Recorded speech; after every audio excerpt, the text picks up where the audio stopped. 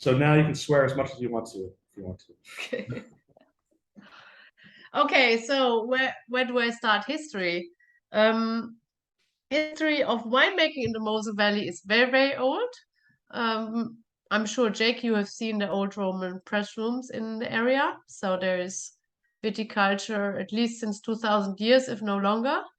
A big majority of vineyards were owned by the church until the early 19th century. That was the time when also our family started to buy bigger portions. So before that, we had smaller portions of vineyards here in this area, but yeah, church-owned majority, so there was no big chance to develop. But then there was this opportunity in the 19th century. Our family already bought a big share, and for 3 or 4 generations could just develop the business and keep it in one hand. And then in at the turn of the 19th to the 20th century, the last head of the original estate, his name was Matthias Prum, died. He had 7 children, and then happened what is the typical case, Napoleonic law. 7 children, each child got a share. And J.J. Prum was the oldest son, so he got his share. And he started his wine business, his new estate, J.J. Prum, in 1911. He then, because not all siblings in the end decided to found their own estate, so he bought shares from siblings in the years or maybe 1 or 2 decades to come. And yeah, he developed a business. His son, Sebastian Prum, my grandfather, joined him already in the 20s as a very young man. He was born in 1902, and he joined him very early. And they developed the business further. My father always says that my great-grandfather, J.J. Prum, he was in First World War, and he obviously returned not 100% the same person. So it was very important that his son joined him, and he was probably the driving force to develop the business further. And he did so. Sorry. Sebastian was the driving force. Exactly. Yeah. So he developed the business further until he died in 69. Quite sudden. So at the age of 67, actually, he was in a wine tasting and he had a heart attack and he collapsed. Good thing was it was one of his favorite customers. So he had he had some quiet, pleasant last hours, but of course it was a shock for the rest of the family. My father had supported him for a while. My father's born in 34, so he turned 88 in May. He joined him also as a young man, but then it was kind of difficult for the two of them to get along. So my father decided to leave and went to law school. He studied law. And when my grandfather died, he was just in his exams. So he completed his exams, and then since he had 3 brothers, there were some negotiations who would continue, but in the end it was decided my father would do so. So he returned, and his first harvest was 69. And yes, and then he again developed the business further. I joined in 2003, and yeah, unbelievable. Now it's 19 years later. I cannot believe myself. I'm there. My father's 88.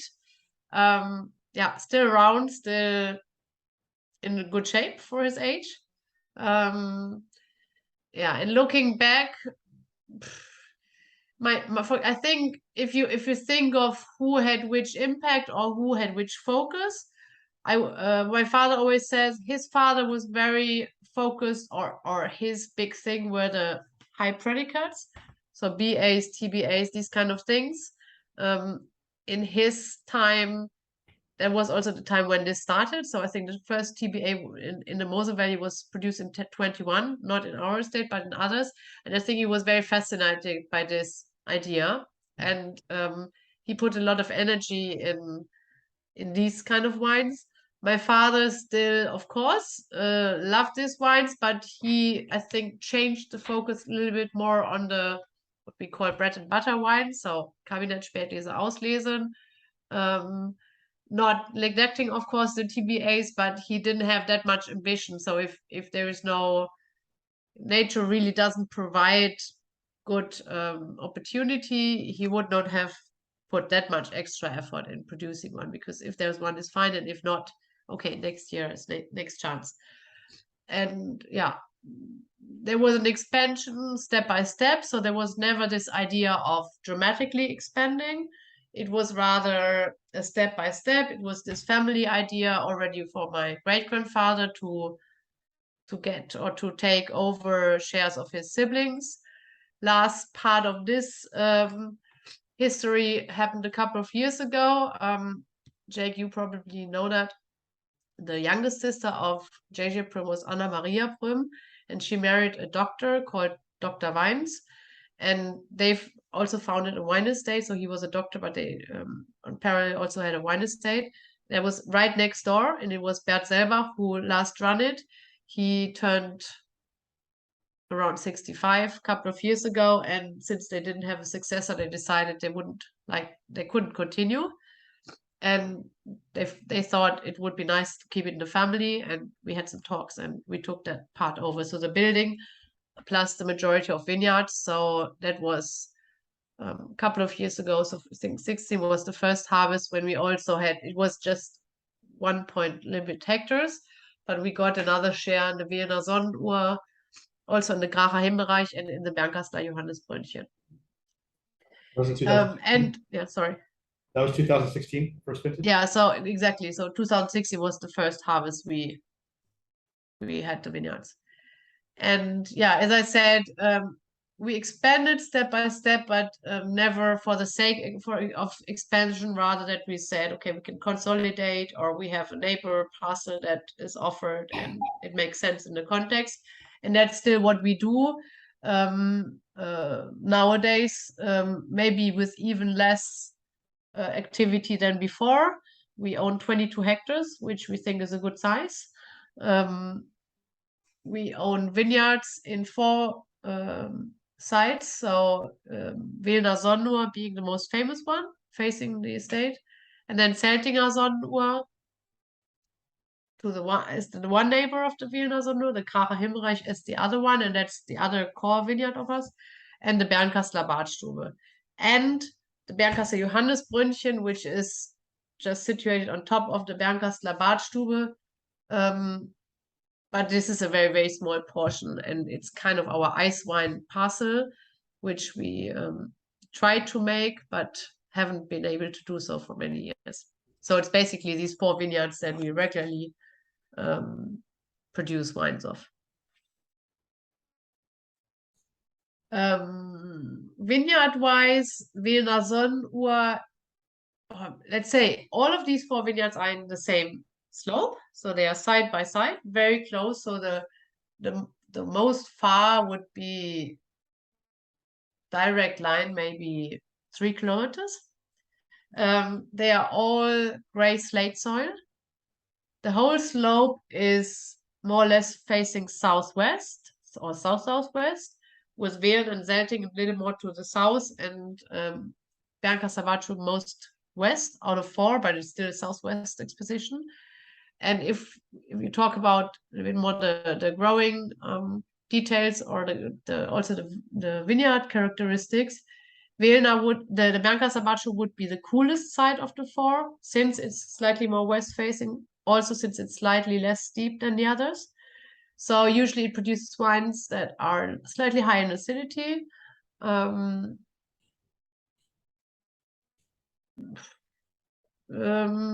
Slightly lighter in style, I would say. So my father sometimes says it reminds him more of Saar vineyards. So just this little bit cooler touch.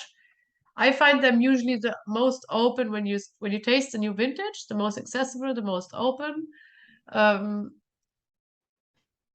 I think these are wines maybe not to keep for 30, 40 years. You could do. I mean, we have some from the 80s, which we too rarely, because there are too few bottles left, but enjoy with pleasure. But if you would buy a bottle for your kid's birth year or so, I would rather buy a Gracher or Wiener instead of a Bernkastler.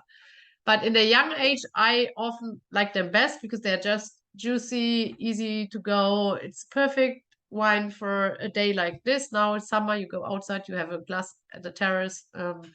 So very pleasant. Gracher Himmelreich, a little bit more dense, very racing style, usually more the herbal side.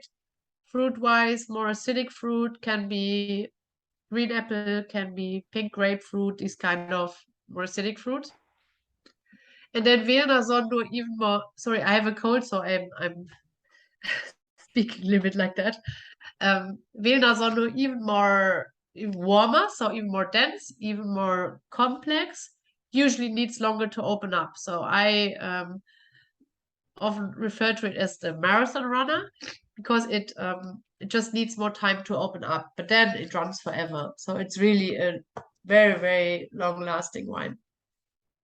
And then Zeltinger Sonnenuhr, again neighbor to the Wilder Sonnenuhr. Sun exposition wise similar, so it's south-southwest, very close to south. Character wise, I often find a little bit more smoky, or you find even sometimes flintstone or these kind of special minerality. Yeah, can be a vineyard that needs more to open up, but in a year like 21, for example, it showed quite early accessible already. So it depends on the year a little bit. So that's the idea about the vineyards. Should I continue with the vintage, or do you have some questions which I would be very happy to answer? Sorry. Yeah, you covered a lot of material. I'm curious a little bit about, you spoke about your father and your grandfather managing the estates. When would you say that Prum sort of rose to its current popularity or its prestige, stature? Yeah.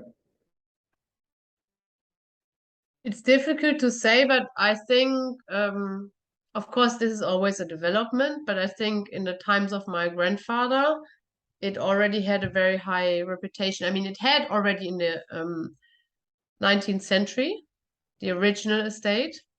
It was, I think, the biggest here in the Middle Mosel area, very highly regarded.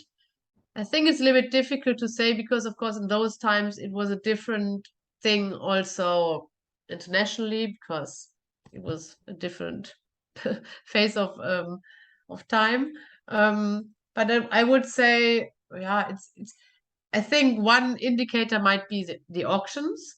Like my grandfather reached quite high prices for certain BAs, TBAs at auctions. I think the 50s, 60s, 70s. So I would say he had a major impact on the development. But I think it's always a development. It's never this one moment or this one guy who did it. It's a contribution of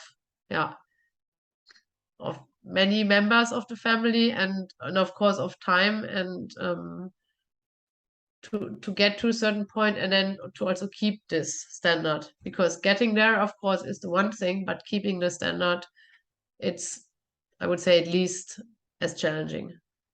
And the fact that you've always stuck with predicate level wines and never experiments. Maybe you experimented with dry, but certainly that's not what Prum's thought of. Yeah, I think that's an important aspect that I think all generations in our family had had an idea and had a goal and had a determination to concentrate on what nature here offers us and what we can do best and what is maybe unique. So of course you can produce very good dry wines, and my opinion is that dry wines in the Mosel area also get better and better due to the climate development. But we still focus on these predicate wines because we think this is the most unique style. It's a fantastic style. It's something nobody else in the world can produce. And why should we, as long as nature allows us, do something that others can do too, instead of concentrating on what you do best? So that's the idea. And I think not really following fashions too much. For example, my father had big challenges and was really struggling, particularly in Germany, because he always continued to produce wines with their wild yeasts only, with so spontaneous fermentation. And what nowadays is, I think, maybe the top producers even do it as a majority, was very, very rare in the 80s. And he had huge issues in the German wine market. He could hardly sell wines here. Journalists attacked him really in a way that he decided, okay, if the German market doesn't want it, then let's ship the wine somewhere else. But of course, it was a little bit frustrating because in your own country, if you are that much not even ignored, but if people don't understand what you do and you're convinced that you're doing the right thing, it's frustrating. So, but he never stopped. I mean, he had his issues with the journalists. He wrote some letters. He invited them for tastings, and I think it's great that he continued to do so, although it was questioned a lot in that period.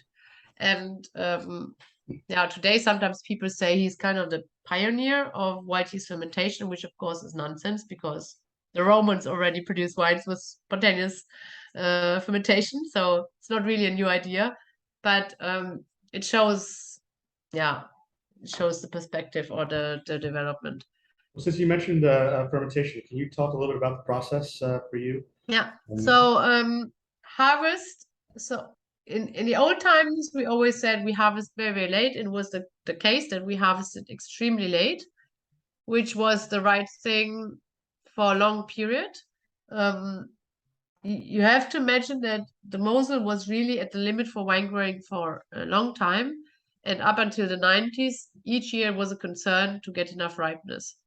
And even my father still today is always kind of showing that concern, although we haven't had it for many, many years. So it was a big struggle, and you really had to put a lot of effort in getting enough ripeness, even for the Riesling grape that can handle cool weather and long aging and everything. Now it's not that strict any longer. So with this warmer years, we also have had earlier harvests. Not in all cases like 21, which I will talk a little bit more in a couple of minutes. We had a quite late harvest. We started mid-October. But we don't have this general approach that we always harvest super late, because there are years when it makes sense to start earlier and you can get over the point to you can start too late. That wasn't the case in the earlier times. So we harvest. It's a slow way, or it's a short way to the winery. We crush the grapes. We have the grape juice. We let it ferment. We let the grape juice ferment by itself. We rack between March and May usually, depending on the year, depending on the development.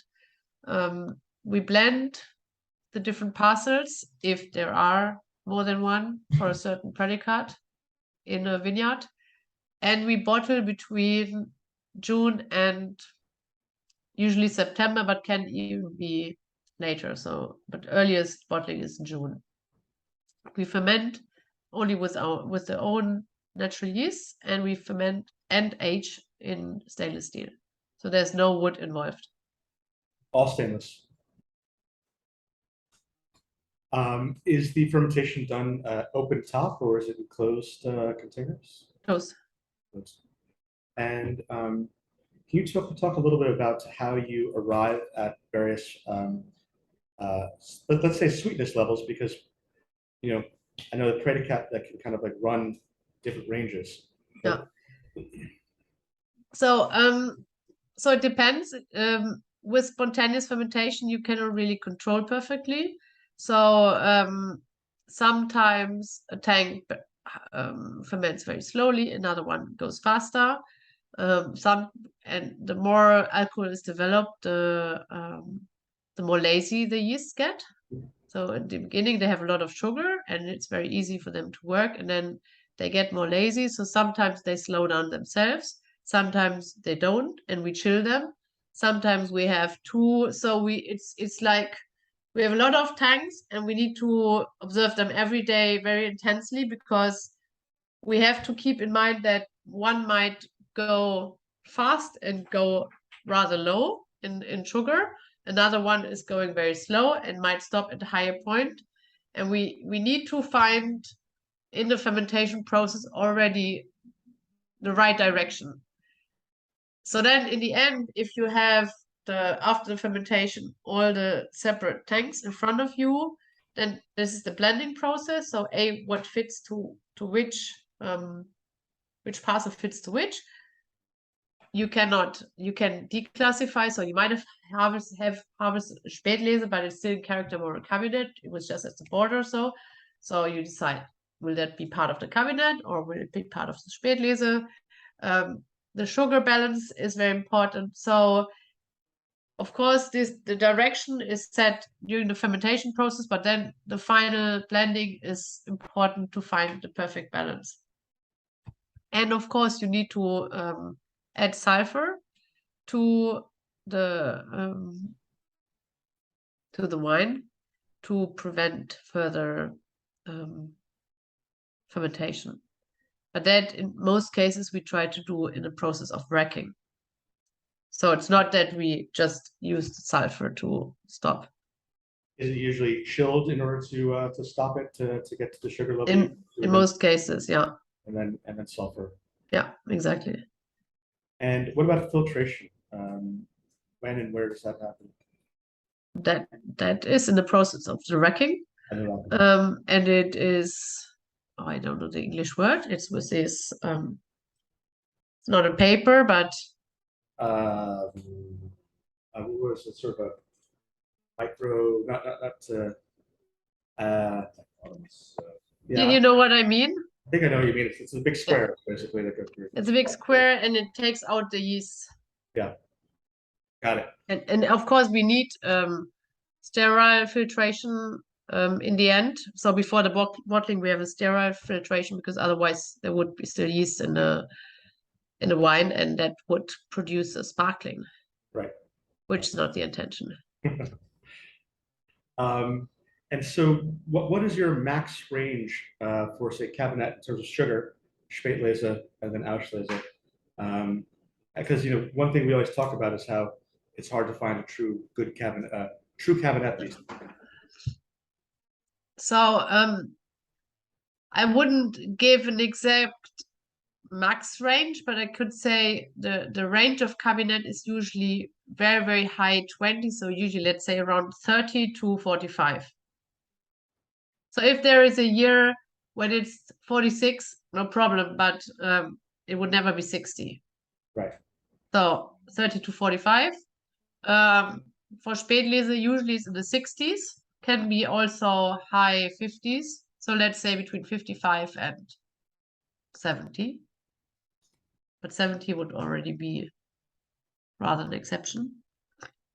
And then Auslese, nowadays, let's say 75 to 90, 100, depending on the year. And we had a question before we even started, and if you could explain gold capsule for us.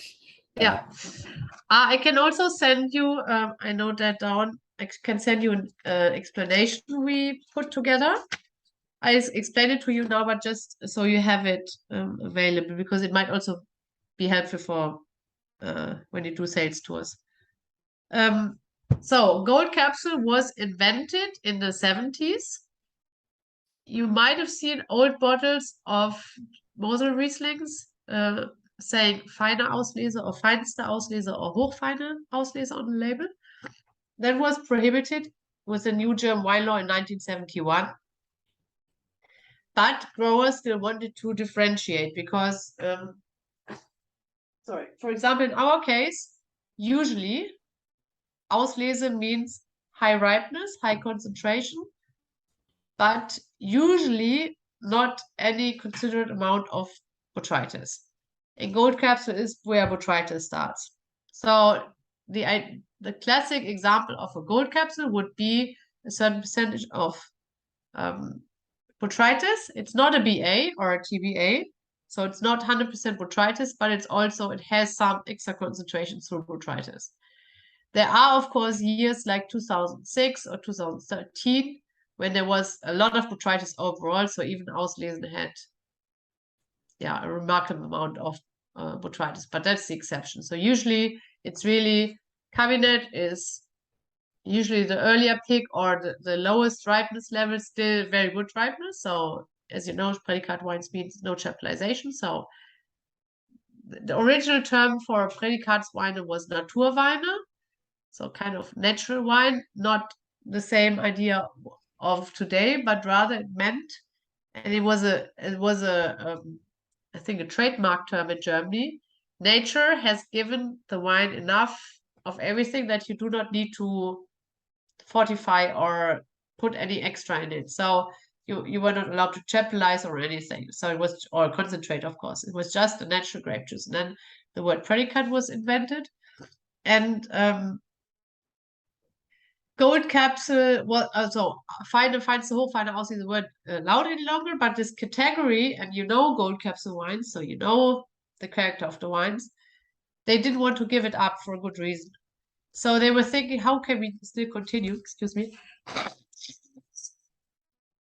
producing this style and differentiate rather than having the very ripe fruit, but the healthy grapes put together in the same vessel as the botrytis affected grapes, or just botrytis affected grapes.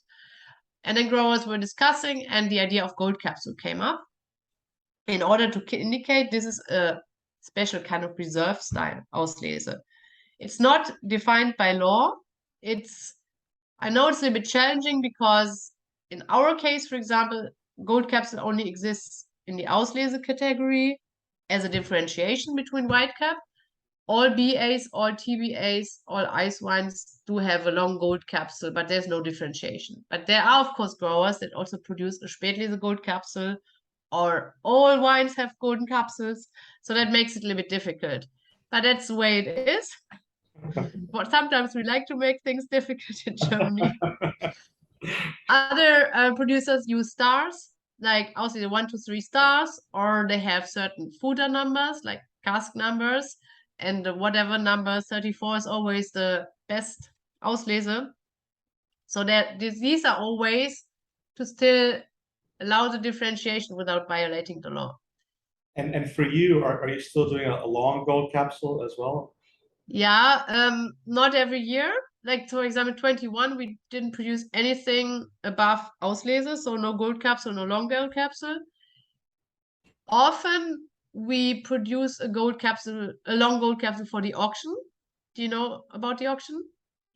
I do, but why don't you talk about it a little bit? Yeah, so just very quick, to not lose too much time, we could do that in a special session at a different time. So the VDP started in the Mosel Valley more than 110 years ago. And in this time it was, the idea was, so a few top growers decided to found an association. The idea was top wines are sold only at an annual auction, and all wines must be what is today predicate wine. So that was the idea. This auction, this high quality, only predicate wines, and no purchase of grapes or wine. So it was the condition that it's 100% estate owned vineyards. And that's the founding idea of the VDP. And that started in the Mosel. And this idea of auctioning wines is continued until today. Today, as you know, we do not sell all wines via the auction. And it's not as in the old times in casks any longer, but in bottles. But this event as such continues to, we continue even through COVID, we continue this. So I think this year, I don't know, it's the 120th auction or so. And they're not all members, but a good part of the members of the VDP Mosel offers special selections of a vintage.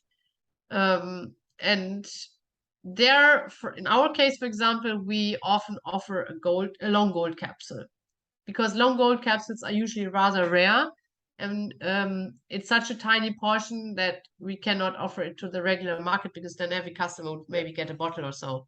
So there we sell it. At times we also sell it to the free market, but it's not in every year, so it's rather rare. But it can happen. So there is a chance that we can offer you some in the future also, not via the auction, but just straight line.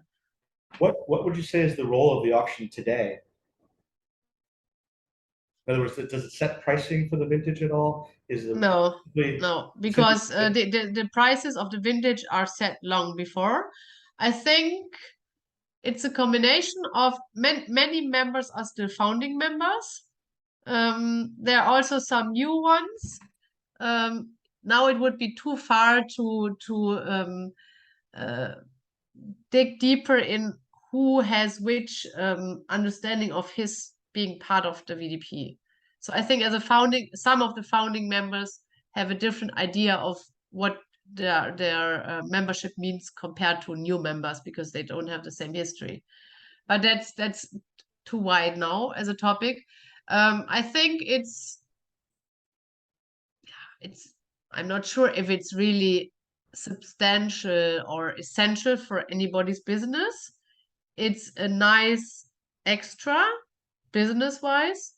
It's also a nice opportunity to offer small lots, like if you have a small lot of a TBA or BA, or as I said, a gold capsule, to distribute it in a certain way that makes sense and is fair in a certain context. Because as I said, if we offered just 200 bottles or so to the regular market, it wouldn't make sense to offer a bottle each to each customer. So yeah, I think that's the way. And it's for consumers, I think it's just this opportunity to buy something really special. So if you like Mosel Rieslings and you want this extra special that is not available everywhere, that is somehow more shiny, more brilliant, whatever, more rare, and you want one of these 120, 240, 360 specially selected, even in a certain way, more brilliant, more exciting wines, you should go there. I mean, you can live well without it, but I think it's a nice extra, and it's just fun. And we have it's limited audience, but now we are trying to open it more wider, so more online idea, and that people can participate online also worldwide. So we are working on that further. And yeah, I think it adds excitement to the topic, and it's many of those who started it, they come every year either in person or they attend because it's something really special, and a special atmosphere, and it's special wines, and it's a special opportunity. It sounds like an incredible tradition too. The fact that it stretches back to 120 years now. Yeah, exactly. And it's a great thing, and I think it still has a lot of potential. And we are now internally discussing how to develop it further. Sorry. Just a quick question. If you just going to give an idea percentage-wise of how much botrytis in the gold cap to say for the past 5 years, just out of curiosity, round numbers. Super difficult to say. A, it varies from year to year, and B is how do you measure the botrytis, the amount of botrytis? Because as you know, botrytis can look like a raisin, super shriveled, super concentrated, and can be a starting botrytis where you have the more brownish instead of healthy green or golden colored grape, but it has still more juice in it. And both, of course, are botrytis, but how do you measure? And then it's from year to year. It's impossible. I have no means to measure it. But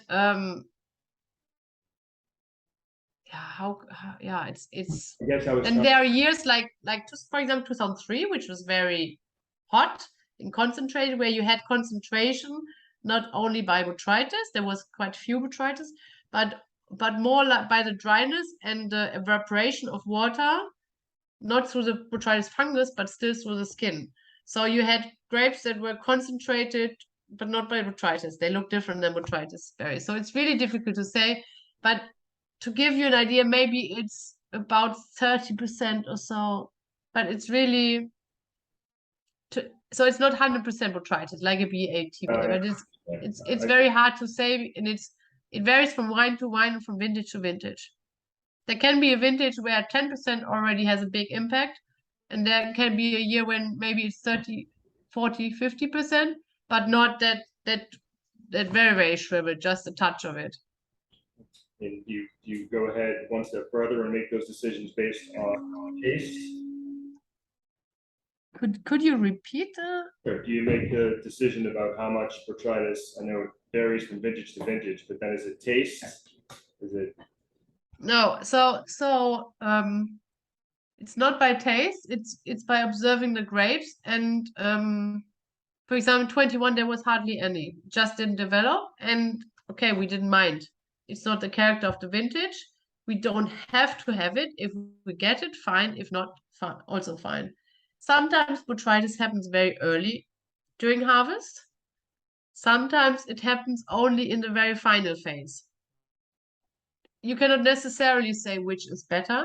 It depends again on the year. Sometimes there's just this one phase, be it in the beginning, be it in the middle, be it in the end of harvest, where you have this period where you can harvest it and select it. Sometimes you select during the whole vintage, and you go back to parcels and select some more, or you have certain parcels where you have a higher tendency. There are all kinds of approaches. It would make life much easier if we had a general recipe, but nature unfortunately doesn't offer us this. So it's really, and we never, at the beginning of harvest, we never have an idea of what the vintage will be like. So we go to the vineyards, we look at all the parcels, we visit many parcels every day to see their development, and we just try to pick each parcel at its best point. And that can be a cabinet, and that can be an Aussies gold caps in the same parcel, depending on the year. So that you have parcels where you have a higher likeliness of botrytis than in others. But again, there's no rule. There's no rule for nothing. And there's not this goal, the vintage should look like this and this, or we want this and this percentage of Kabinettspätlese Aussies gold capsule. I can zero tell you, for example, about 22. Zero. I have no idea. And I never have any idea until we have actually until spring after harvest. Even when the wine is in the cellar, you don't know exactly what the vintage will be like. For example, with 20, which we are tasting today, my father tasted it sometime in spring 21, and he was completely surprised how the wines tasted. In a positive way. He thought because we had a lot of sunshine in 20, it was quite dry.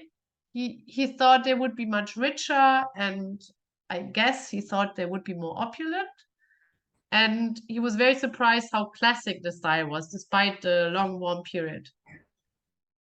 So I love and the he's 88, and he started. He has his first own vintage was 69. So amazing. he has enough experience, but no way. I love the arbitrary quality that you say you can't say exactly what each vintage is going to be like, and the amount of work to do this just sounds incredible. I mean, there must be multiple passes through the vineyards every year. Yeah. And sometimes it's more, sometimes it's less. Sometimes we go to one parcel just once with, for example, 2 buckets where we differentiate between different ripeness levels, or botrytis or not botrytis.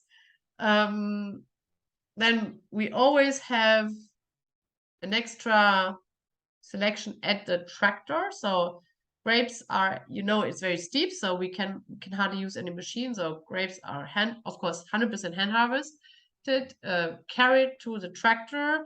Tractor has a bigger vessel where the grapes are brought to. Then they're all selected again. And then if you look into Beerenauslese, Trockenbeerenauslese, of course, there's a big additional selection process at the winery. So that would be the easy approach. That is possible in some years. Last year, for example, we had so many different ripeness levels that some vineyards we visited 5 times or so. Wow. So can you talk a little bit about 20, since this is what we have for glass now? So in 20 was quite warm. So it was not as overall, not as warm as 18. And it also didn't have the heat peaks of 19, but it had, I think, the most sunshine hours recorded. So not as extreme, but very, very sunny and quite dry summer. Harvest temperature were cooler, but it was, for example, a year when we had a very, very early harvest. I would have to look it up, but I think it was the 17th of September when we started, so super early. Until maybe 10 years ago, I thought we would never start before October. And it was a quiet, quick harvest. Yeah, let's say a little bit more than a month. I think the last day was the 21st of October. There we harvested the gold capsule in the Wiener Sonnur. Perfect day, not super warm, but still nice sunny day, but nice wind that brought some extra dryness and concentration to the botrytis affected grapes. I think we left a little bit for picking in early November, but that was just a little extra thing. So the main core harvest finished on October 21st. We had some botrytis that we could collect for gold capsule as well as a BA. I think I'm not sure if we did a TBA. It was a BA TBA, but at least we produced a long gold capsule for the auction and a BA level, maybe TBA level, very, very small portion. So we had some botrytis. It was not the overly high botrytis, but in the final phase of the vintage, some really beautiful botrytis developed. And style-wise, as I explained, my father was very surprised. It was more classic than you would have expected by the many sunshine hours in summer and the dryness. So it is 21 is still cooler in character, but it's more classic than I would consider it as opulent. So the cabinet is what we think is a classic cabinet. It has nothing to do with the Spätlese. So you have this delicacy. It's really off dry. It's not, it has no, of course, it has a slight fruit, but it has nothing to do with the sweet wine. So really, I think super classic cabinets. Also very typical Spätlesen. So I think, and Auslese too. And you see an Auslese that has a high ripeness, but not any remarkable amount of botrytis, just high, yeah, well ripened, golden colored grapes. So I think these are very classic examples of how a cabinet and a Spätlese and Auslese should taste in a classic interpretation. I'm always struck by there's like a little prickliness on the palate. Is that like a little bit of a CO2 or unresolved? Yeah. So we never add CO2, of course, but in the fermentation process, of course, CO2 is built, and we try to move the wines after the fermentation as little as possible in order to keep some of the natural CO2. And sometimes it keeps a little bit more, sometimes less. It's again nature, but we love it when some stays in it, and that's what you now taste. It's the CO2 that's built in the fermentation process, and it gives an extra spritz to the wines. Yeah. So we think it's nice, but somehow, and we cannot explain why the one wine has it more pronounced than the other. So if you only rack once, typically? It depends a little bit on the year, but usually, yeah.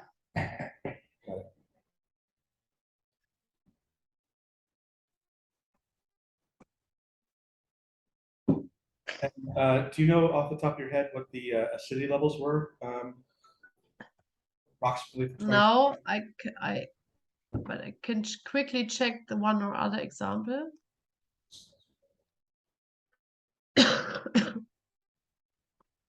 Let's see.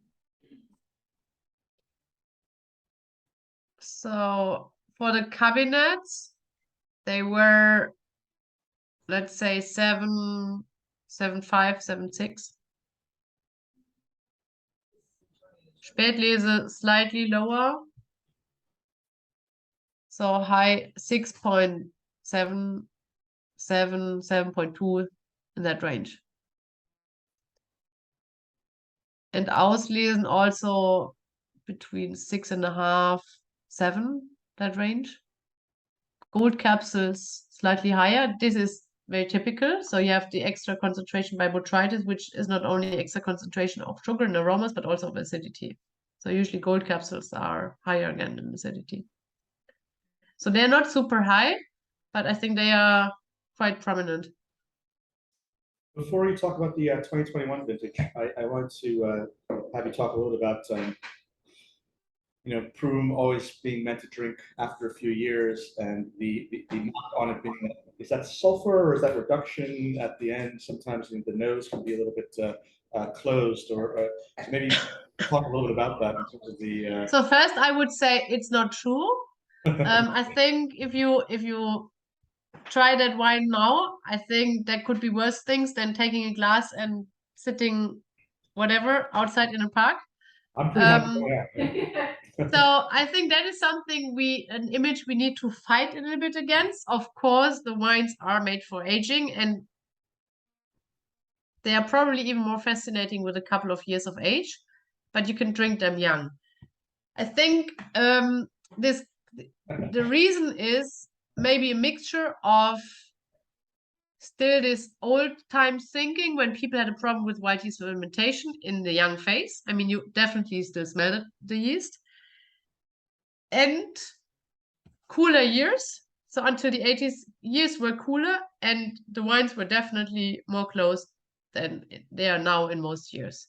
So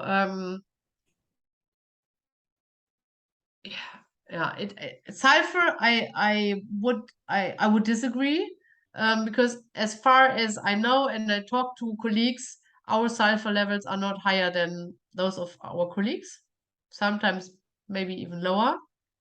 But this in the white yeast fermentation, there are different aromas built than if you add yeast, and that's something I still don't have a perfect scientific explanation, which I would love to do because it would make communication easier and I could just send it around.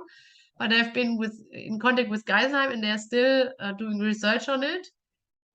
What I learned from them is that in the process of white yeast fermentation, the aroma spectrum that is built is different to the one if you add yeast.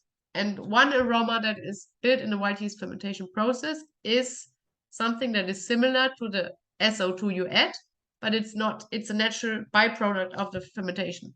And I think that's what people, especially in the older times, got a little bit confused about, because there was always this saying, oh, sulfur, there's so much sulfur and you cannot drink them for 5 or 10 years. And this kind of prejudice is still keeping in a certain way. It's getting much better. So in tastings, I would say I experienced maybe 10-20% of what I experienced at my first tastings 15-20 years ago. So yeah, but it's still there. And of course, if you taste wines that are produced with cultivated yeast or that were wrecked much earlier, and of course 2 months make a huge difference.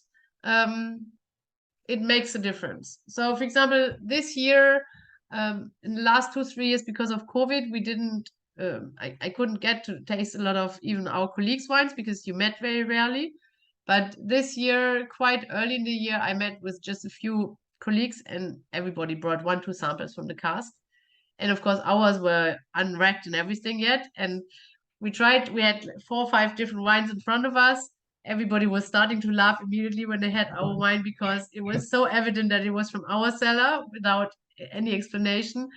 It was this woof, yeast, and super wild. The others were already wrecked, more calm, 2 months more developed. It's like, those of you who have children, 1-2 years of difference of age, that's a huge difference. And with wine in this early phase, a month's difference is a huge difference. So it's this, I think it's also this slower vinification, later bottling that makes a huge difference in the beginning. And if you have comparative tastings in the early phase, like now in September or so, or even sometimes importers visit already in May, June.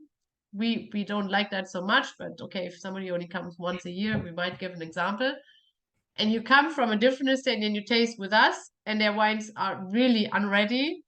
I think that's what the difference is very evident, and that's where this rumor is still coming from. But we can deal well with it. It sounds amazing. And it really speaks to, I think, terroir being part of the cellar as well as Absolute, yeah. as well as the vineyards.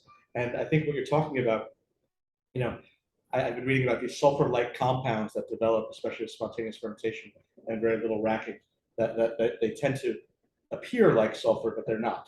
And I think it's still a process that people are trying to understand.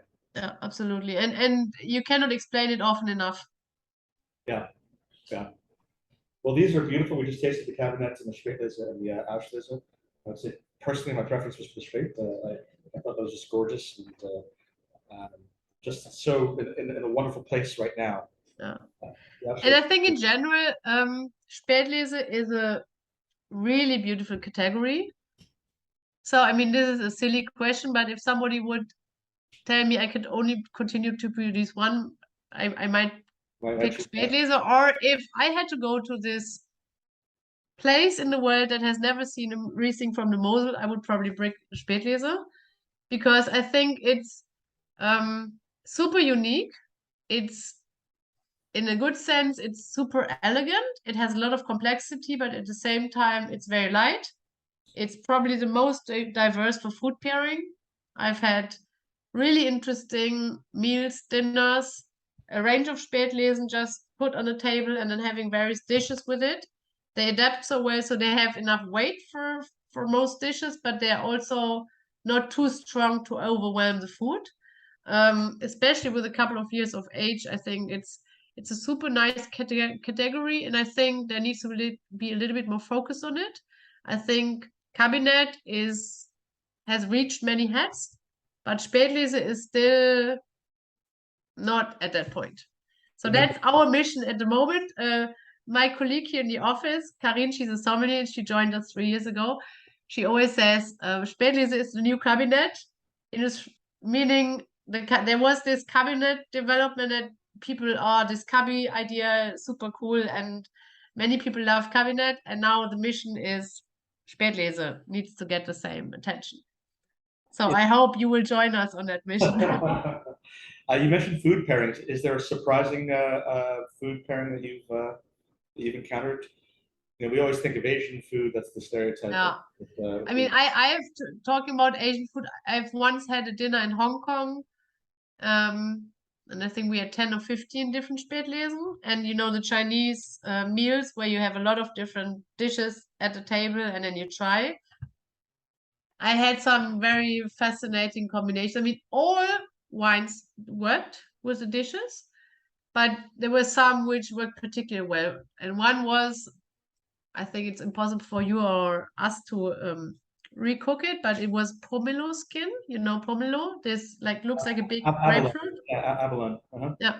No, pomelo, the fruit. It looks like a grapefruit. Is it pomelo? We call it pomelo, so it's like a big grapefruit, but it's more mild in taste. And I'm not sure. I think it's a Cantonese dish, so South China, Hong Kongese. They slow cook it for many hours in, I don't know in what, and it's very concentrated. And we had an 04 Spätlese with it, also this cooler vintage style. It was just perfect. It was it was just a perfect balance because they were exactly on the same level of anything. And so that I remember. But Asian food in general, of course, works. Although I have to say, sometimes if you think of more spicy food, you better go to Auslese than Spätlese, because spicy, if it's proper Sichuan or Thai or Indonesian, you need power, and then even the Spätlese will be pushed into the corner. So their Auslese is best, and you won't taste the richness at all. Yeah, So other than that, of course, here in the Mosel, we love, so we have a lot of deer. We don't have a lot of seafood, unfortunately, but we have a lot of deer. So we would have whatever, a wild boar or venison, slow cooked in Riesling, of course, and have it with an Auslese, aged 15, 20 years old. But I think it's always when I give some ideas, I think there are so many others, and you should not reduce your mind to just a few dishes. We had a group of sommeliers earlier this week from Italy, Spain, Belgium, Sweden, and we talked about some things like, saltimbocca, that we do instead of marsala. We use some Rieslings for the sauce. That's beautiful with an aged Spätlese or Auslese. Smoked fish. You can do so many things. Now our second business, I'm kidding, but I always say if wine is not possible any longer, I will open a tomato shop. Right now, we harvest the most perfect tomatoes you can imagine. And just a fresh tomato salad, maybe with some buffalo mozzarella, with a Spätlese, a few drops of balsamico vinegar and olive oil. What do you need? Well, we're ready. We can do a lot of things, and I think you can try a bottle of Spätlese and have it with several dishes, and you will be surprised how well it also adapts with different dishes. Not Well, only Asian. If you ever put tomatoes in a jar, we'll take them. Before we let you go, can you talk a little bit about 2021? I know it's a lot less wine made. Yes, unfortunately, that is a huge problem. Yeah. Because there's so much demand, and you can only disappoint everybody. There's no other option. Quantities were low. As you know, it was a very rainy year. You probably all heard about the terrible situation in the Ahr. Horrible. It's incredible because we went to the Naples 2 days after it had happened, and you probably know this whole story. And in that small village, more than 20 people died. This year, the Ahr River does not make it to the Rhine River. Last year, I mean, dead bodies went until the North Sea. This year, the river doesn't make it. So it's really extreme. And also here, we didn't have any serious flood. So we had a little flood, but we do not even talk about it after having seen what was happening in the Ahr. But it was raining a lot. In July, now a little bit more than a year ago, I know one day we had somebody who was asked to do a few short videos for the auction. And he came here and he had set a date at each producer for each day. And he was here in just the day before it happened in the Ahr. And we have rain here, it's normal, but you usually do not have a full day of rain that hard that you cannot leave the house. And that was this day. So I think we had 10 minutes in between something. It was dark, like in winter time. So we had a lot of rain. The whole year was a lot of rain. It was, I think, great for nature, except of our tomato plantation. We had 50 tomato plants and we didn't harvest one single tomato. But and we had no idea how the harvest would be like, but in the end, we are super happy with the result. So low quantities, we're not happy about. But in that year again, it was the old approach, waiting really long until mid-October to start harvest, and then very, very selective harvest. So it was a lot of work. As I said, we visited some plants 5 times or so. And we finished only in mid-November. As I also said, and not any considerable amount of botrytis, but super classic, fresh, racy, mouth-watering Kabinette Spätlese and Auslese. I'm surprised. So if you have a problem with acidity and you do not like Riesling because it's high acid, keep fingers away of 21 vintage because it is high acid, but it's not overly high. So we did not even consider de-acidification. Some were above 10 at harvest, Wow. but then in the fermentation process they lost a little bit. they are higher than 20 and 19 and 18 in the previous years, but I still think, and that's what those who have tasted the wine so far also said. The acidity is very well integrated, and it's just a refreshing vintage. So we are super happy with it. But again, not something for those who are afraid of acidity. Was 2010 the last vintage that was like that in acidity? Yes, in acidity levels probably similar, but 2010 was higher in concentration. So we had only a very, very small portion of estate cabinet, but not a single vineyard cabinet. So we had also very high acidity levels, but there we had a remarkable amount of botrytis and overall a higher ripeness. So it's just comparable in the maybe in the acidity levels roughly, but not in the vintage character. And I'm surprised there's so little botrytis. You said there's so much rain. Yes, there was a little that we had to cut off because it was not perfectly developed, and there was a lot of rain in the growing season. But for botrytis, you do not need big rain during harvest because that destroys botrytis, but you need humidity and a certain temperature also during harvest. And 21 was different.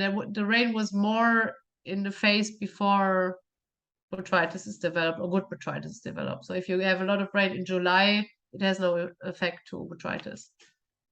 And what would you say was the percentage of production compared to 2020?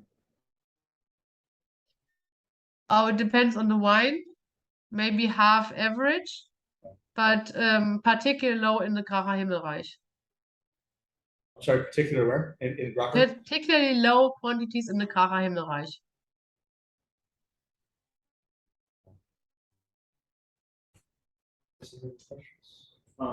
I would love to hear just a little bit about the like evolution and progression in your farming practices over the last, I don't know, 50, 60 years or so, where you're at today. Obviously, like if with an emphasis on wild fermentation, if there's an emphasis on having those yeast brought in from the field versus existing in the cellar. That's an interesting topic. We cannot still explain well enough. I hope I can get a little bit more or research on that in the next years. There are experts that say this whole talking about yeast in the vineyard is bullshit. Yeast are in the cellar, end of the story. I don't believe so, but I cannot prove it. I think both the yeast from the vineyards and from the cellar play a role because there is a difference in taste and the yeast play an important role. And we do the same for every vineyard. So if you have a Gracher Himmelreich Spätlese and a Wilder Sonne Spätlese, it's treated exactly the same way. But they taste, as you can see, I mean, now today your tasting is on predicates, but maybe next time we do it on vineyards. It's so different. And of course, it's the conditions in the vineyards, which is the soil type, it's the sun exposition, it's the steepness, it's the soil composition. But I think the yeast also play a role, but I cannot prove it. So, and I think there are now some experts working more on that area to find out more about it.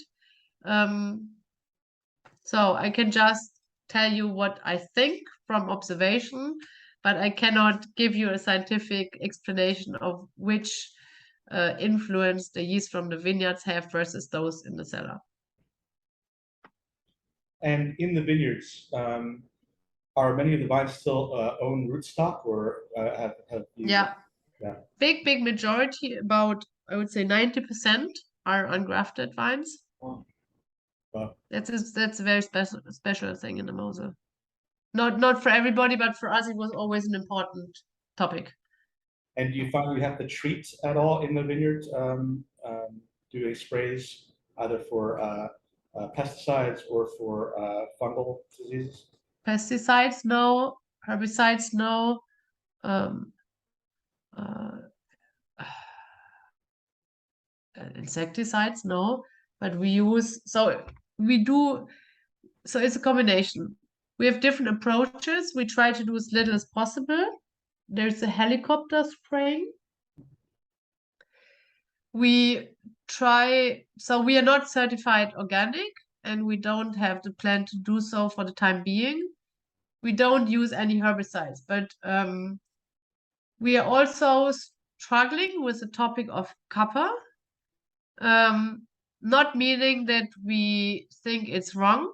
We use it also in some parts, but I'm still not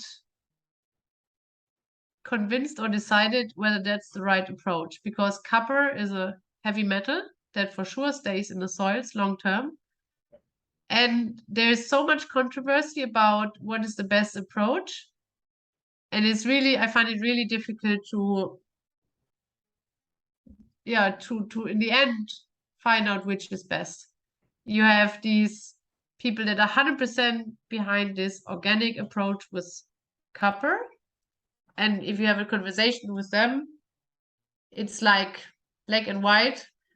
And others say exactly the opposite and say the other chemicals are much less long term.